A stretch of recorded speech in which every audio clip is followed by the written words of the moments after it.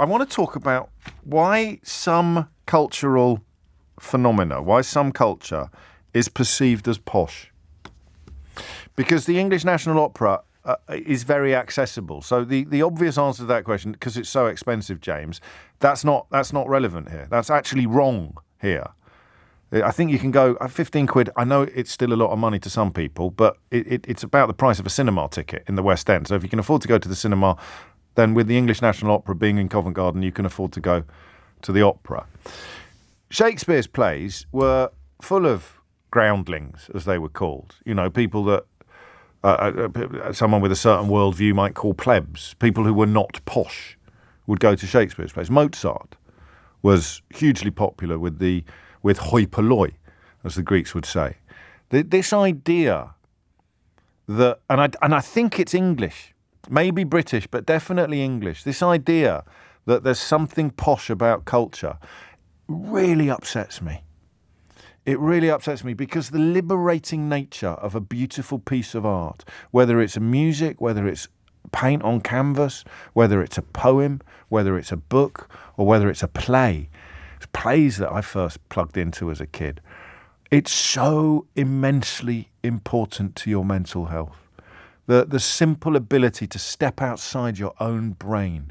It's meditative. It's quasi-religious. It's an ability to step outside the quotidian, the daily grind, to actually rise above the minutiae of your daily existence and soar into uncharted territory. It is a thing of absolute beauty. And if you are laughing at me now, which I completely respect, if you are laughing at me now, that is tragic, because it means you don't know what I'm talking about, which means you've never had that experience, which means you've never been lucky enough to have a teacher or a parent or a friend or an accidental encounter with a radio and some music come. You've never had that experience. Maybe some people get it at the football, actually, at an amazing sporting event, which can be a mixture of religious and theatrical, when you feel yourself soaring. When Kidderminster Harriers went 1-0 up against West Ham in the FA Cup last season, I had a spiritual experience. But I've had that experience in theatres, and I've had that experience in my own home, listening to a certain piece of music or reading a book. And why in this country are the words I have just said in any way emblematic of something that is linked to social class? Why? I do not get it. I do not get it at all. If you read The Ragged-Trousered Philanthropist, if my own maternal grandfather was still alive, they would share with you stories of cultural enrichment and cultural encounters, whether it's playing a classical music instrument or having the complete works of William Shakespeare in the house. The idea that these things are middle class or posh is a national tragedy, a genuine national tragedy. And I think there's a strand of conservative thought that wants to make it worse, that somehow wants to make it elite, more elite, and I don't understand why. And oddly, I think of Billy Elliot. I think of the power of that film, which of course became a stage musical. Which way round was it? What came first, the film or the stage musical? I forget. It doesn't matter. I think of that story, that incredible story about a lad from a deprived community discovering the transformative nature of art, in his case, ballet dancing. And somehow that film touched everybody. It didn't just touch people who like ballet. It was like the best ever backstory on a national TV talent show. And that proves that I'm right. It proves that somewhere deep inside us, we all get it. We all understand the transformative nature of culture and art, whether it's high, middle brow or low. We all get it, because otherwise Billy Elliot wouldn't have been one of the most successful films of the last 20 years. Wouldn't be a byword now for breaking down class barriers that are erected around certain cultural pastimes and certain cultural events. Why shouldn't a lad from a deprived mining community go on to dance at the Royal Ballet? Why the hell shouldn't he? And why shouldn't kids from his part of the country enjoy watching ballet? or listening to opera, watching opera, or going to the theatre, or reading books. I move now from Billy Elliot to Jamie Oliver, because when Jamie Oliver talks about good eating and healthy food and delicious meals, he gets accused. A publican's son from Essex gets accused of pandering to middle-class mores. And do you know something funny? As with so much that's rotten in this country, the abuse doesn't actually come from the people that are being talked about. You don't find genuinely working-class people standing up and saying, oh, I hate healthy food and books.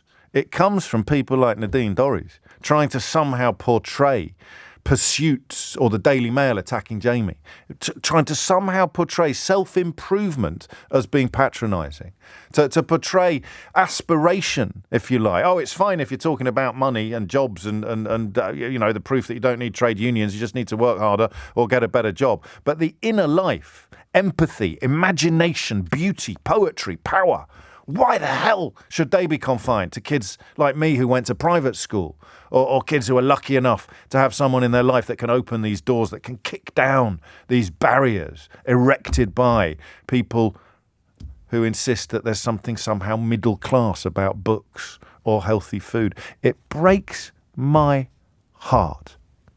Why are we so weird about this in this country? 0345 6060 973. Why is this country a place where we are told from a very early age that the inner life, the imagination, the magic of art and culture is something that is the sole preserve of the wealthy or the privileged? Where does that come from? And prove them wrong for me. Are you somebody who, according to this bizarre model of looking at the world, you shouldn't be interested in something that you're interested in? Your kid shouldn't be a ballet dancer.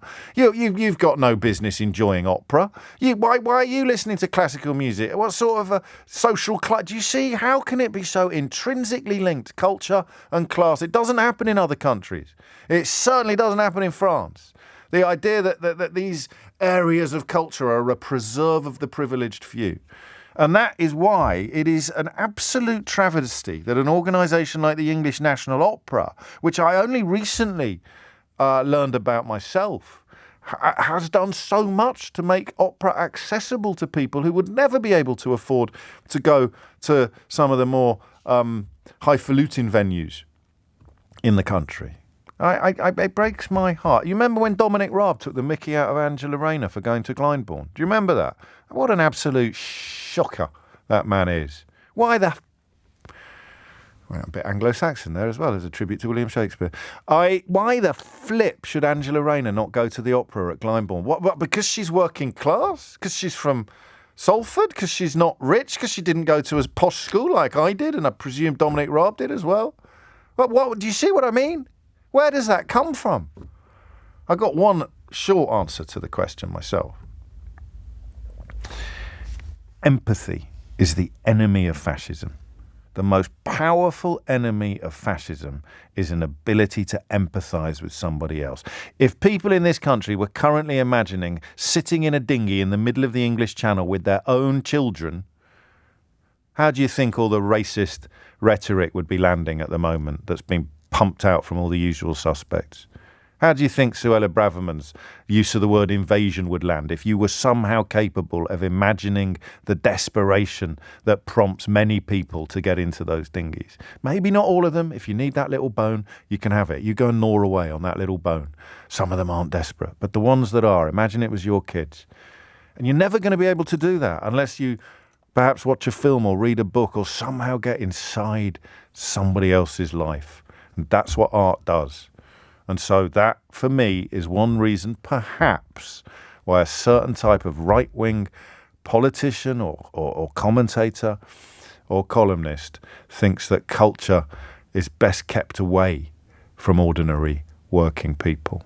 That's pretty scary, right? Empathy feeds the imagination. Imagination allows you to empathise. And the ability to empathise means you won't let governments treat people appallingly, whether they're refugees or trades unionists, single mothers or nurses.